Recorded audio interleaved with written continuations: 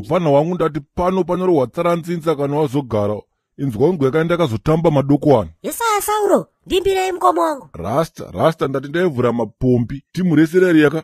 Harina kana wani chinhu charakaona karakasara rakabata muromo ndarova rata wanzwa here mfana wangu. Vaikumhanyisira chiko naye Sauro? Kumhanyisani. Hunaka padheni pandaigara ndopaitengeswa doro racho madokwanika. Ranga rakandidhaka because ndakarova 2 makotsika aye ezvimumumu waiziya. Ndaiti ndikabata 1 kotika ndairidhudhudzira ndorisiya ramuhafuka. Pandinorisimudza chepiri aiwa ndaitobva ndanoripedzisa rastamani ndakanyorigadzika pasi waiziya. Musatoreni zvakadaro mkomo wangu Sauro. Saka makanwa maigu manganiko? Anonwa igu ndiani komadokwani he? Ndiani iye anonwa igu ukwane wazvinzwaka? Handinwe yogati yenzowini. Handipenge. Terera nyaya ndiri kutaura panapa madokwani ndogona kupedzisira kandakuputitsa wazvinzwaka. Ndati paive nefoma auteza waiziya. Saka ipapo yaidada kuskidha nayo ininika. Holani miyuti. Wedemse, nyaya 3 Sauro pa 1 minute. 3 nyaya uchisanganisa. Maya, hazvikwezvi. Isete chunge kungapambukawara dhamu wewe, he? Ndoipi?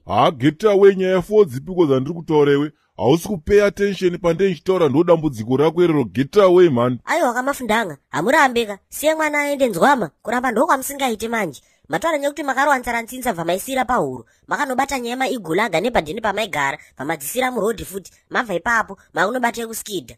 Mukoma wangu. Igreat ripi ramuri kubhema iyi. Wanza ibepa Sauro nzwama. Ayo mfana futseke mani iwewe ye. Seiko chisiye nyaya tinge tichitaura iwewe. Wakuti sakarasima nezvinyaya zvako zvaunenge wanhongoko ye.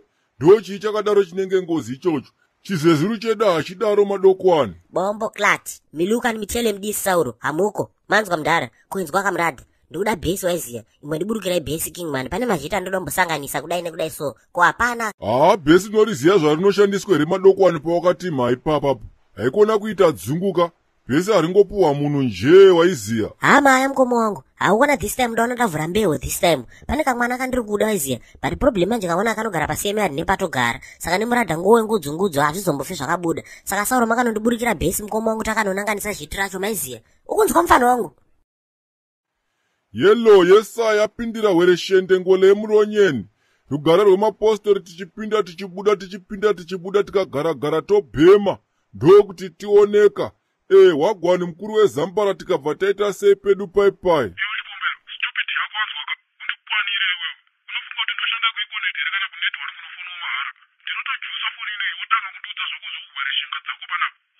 Maya mkuru weZambara ndati ndiri wereshenge kakufu kufa kana kufenda mudhara wangu. Ko mudhara ndakazovhura hombeka. Inzwa unzwe kamudhara. Pedu pai kandiri kutorowa waimonerera yeuyu tsaga wokumajubheki waiziya. Ndadipa yemudhara ndakabva ndapinda red robot kapana crips pai rastaman. Ndati rispo rakabva rangoti sairini. Ewe, ndiwafona here. Imari yani yauri kunditaura nyaya dzekuskita dzandinotoziva kuti ndedzekunyeba. Nyaya dzakwedzikadzi ndotoziva matangire adzo kane maperero adzinoita. Handina kufonera izvozvo wanzwaka. Chikombero chamanje manje. Unobhohwa iwe nxa. Uri kumbodei kwemukuru weZambara? Inzwaka ye. Wakaisa foni paloud here chikombero. Maya wagwani. Okay, teerera kawangu chikombero. Pana amai vakauya kaanzi vakabva kumasvingo ka. Saka vari kunzi vari kugara apa semuyadhi nepanogara kasa mutoko. Saka ndoda kuti iwe uite chekuziva kana uchiri kuda kushanda nini. Yesa. Relax mudhara wangu ka. Regedza ndifambire nyaya dzacho kamudhara. Ko imboita ka 1 igula gamudhara huro yakaoma imudhara wangu. Ndanzwa neairlock. Iwe ingoita chete zvandakuti uite chete. Ugona kuti hauite munhiku nedoro iri. Rugare ngariwe newe chikombera. Pana amai vabva vauya kumunamatoka. Madoka chirame wagirisheni. Ndokunoka muna emhanduwe. Haiwa ndakwera ini kana makwerawo henyu zvakanaka. Haiwa tagona isu. Iwewe, tikundotsumbudzirewo natiri muHarare muno. Totodiniko naimi? Haiwa hapana zvekuita shuwa. Kuzhe kwacho kwakaoma uku. Chingwa chiri kukwira ka4 munhu uri mulaini rekudochitenga.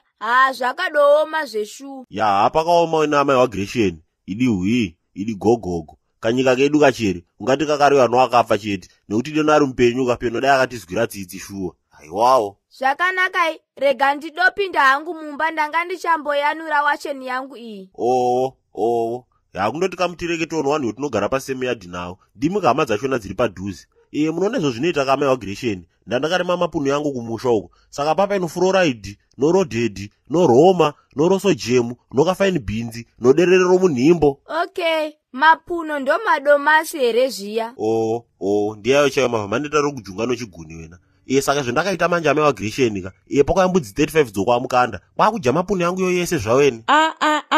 Ndoshura ripi ramukundiitira panapa here? Inonsense ipi? Wadzimai, tetekerai ndikunyepei. Mahwera seko asikana. Ndaswera sei kuita sei kwacho naye asikana? Inyaya dzedza munenge muchiita nemurume wangu panapa ndisipo. Handizvide asikana manzwaka. Handizvide. Sorry zvenyika asikana, handina kudozviziva weni. Vadouyawo pano vakatondimhoresa ndikadodaviravo. Ndangotivo semuvakidzana hapana chakadoipa. Nonsense man. Baba ushomole pinda mumbatoni. Tichapedzerana unondiziva. Yesa yapindira wereshende ngwele mulonyeni kufukafa kufakana kufenda. Inini manje ndiriko handiti ndakakuudza here kuti ndiri miliyonea ende mamiliyoni angu kakahenga mumhepo maiziya. Varume, ndauya nenhau yangu iri serious ka. Tisu mabrand ambassador manyama. Kune vanoda kuitirwa maport clearance ka. Zvinhu zvinouya neshipi zvisvikira kuDurban kana kuti kubhera ka. Saka bata isusu veBS Freight Logistics ka. Tisu tine chimuti mazuwano maiziya. We do port clearance ka normal load ka abnormal load. Ta clear ka. Tinobva transporta futi ka kubva papoti paanenge asvikira. Takanorova waimonerera ka takanoasiya kwaanenge achienda maiziya. Musatye zvenyu ka tine maagenda ari kuDurban nekubhera ikoko ka nditi ka. Inzwai nini vabereki masini enyu ka anosvika zviri safe. Kana muchinge mangosvika ikoko ingovaudzai kuti ndabva kuna chikombera chemabhebhi chete ka. Aiwa, munobva mawanirwa mazidiscount manyama maiziya. Chingave chine chii chamunenge muda kutakurirwa gaizika. Batai mukoma wangu mauto kamudhara wangu iyeyeka. Namba dzake ndo idzo dzandaisa pascreen apo idzo. Kana muchida kunzwa zvizere ka gaizi rangu, ingoendai ka pamaofisi edu isusu ka panamba 69 Enterprise Road muHarare umu. Vanokuudzai zvizere nemashandiro atinoita handitika. Hezve varungu ndokuti tioneka. Yesaya.